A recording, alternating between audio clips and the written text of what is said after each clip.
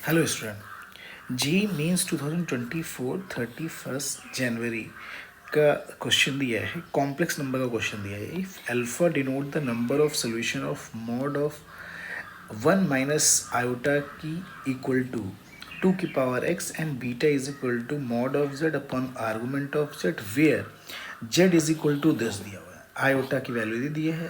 Then the distance of point alpha comma beta from the line this दिया है। अब देखो ये क्वेश्चन है, क्वेश्चन बहुत ही इजी दिया हुआ है। अब इसको इन्होंने मिक्स कर दिया इस क्वेश्चन को। अब अगर हम बात करें कि देखो यहाँ पे जो क्वेश्चन गिवन है ये दिया हुआ है 1 माइनस आयोटा।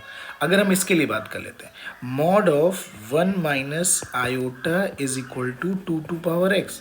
तो अगर हम इसका मॉड निकालें तो मॉड का मीनिंग क्या होता है? रूट ओवर रियल पार्ट का स्क्वायर और इमेजनरी पार्ट का स्क्वायर। तो इमेजनरी पार्ट कितना आ जाएगा? -1 इज इक्वल टू 2 की पावर एक्स आ जाएगा। ये 2 की पावर आ गया रूट, यानी 1/2 की पावर 2x। तो x की वैल्यू कितनी आ गई? 1/2।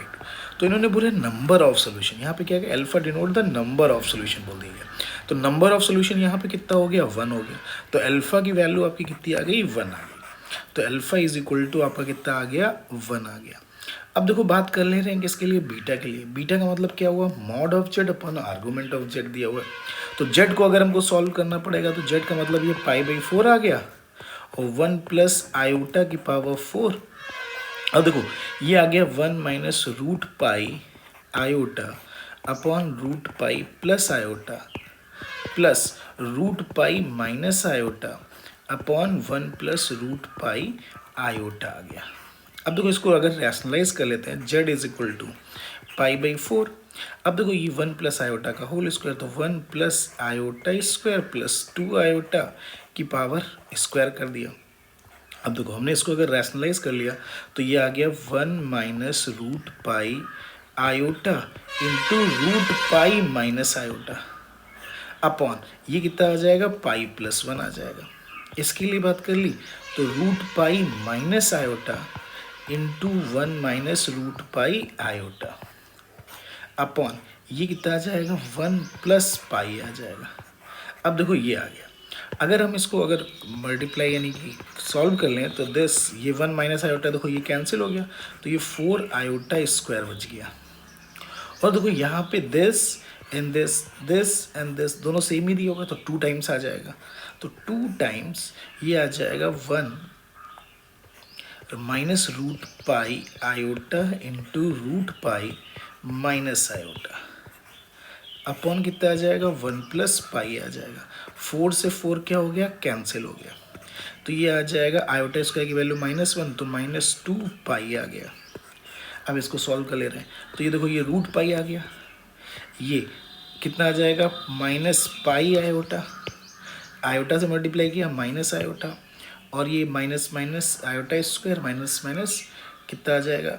हाँ प्लस हो माइनस, ये रूट पाई आ गया अपॉन कितना आ जाएगा? 1 प्लस पाई आ गया। अब देखो ये और ये क्या हो गया? कैंसिल हो गया।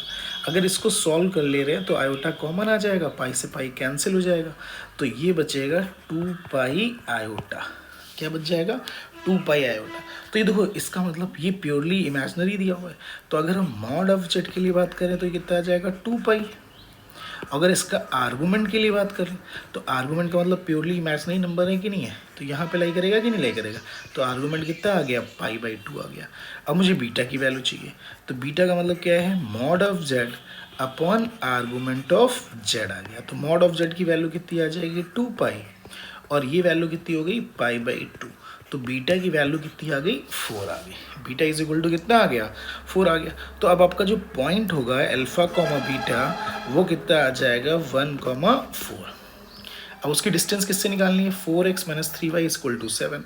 तो 4 लाइन क्या दी है? 4x minus 3y is equal to 7 दी है। अब जो डिस्टेंस आपकी आएगी तो डिस्टेंस का फॉर्मूला के लिए ax1 minus 3 into 4 minus 7 upon under root a square, तो 4 स्क्वायर प्लस 3 स्क्वायर आ जाएगा। अब देखो ये जो वैल्यू आ जाएगी 4 माइनस 12 माइनस 7 का मॉड अपॉन कितना आ जाएगा? 5 आ जाएगा। ठीक है, तो ये कितना आ जाएगा? 15। तो ये वैल्यू कितनी आ जाएगी 3। तो डिस्टेंस जो आपकी आएगी वो कितनी आ जाएगी 3 आ जाएगी। तो बिल्कुल ईजी क्वेश्चन था। Thank you for watching this video.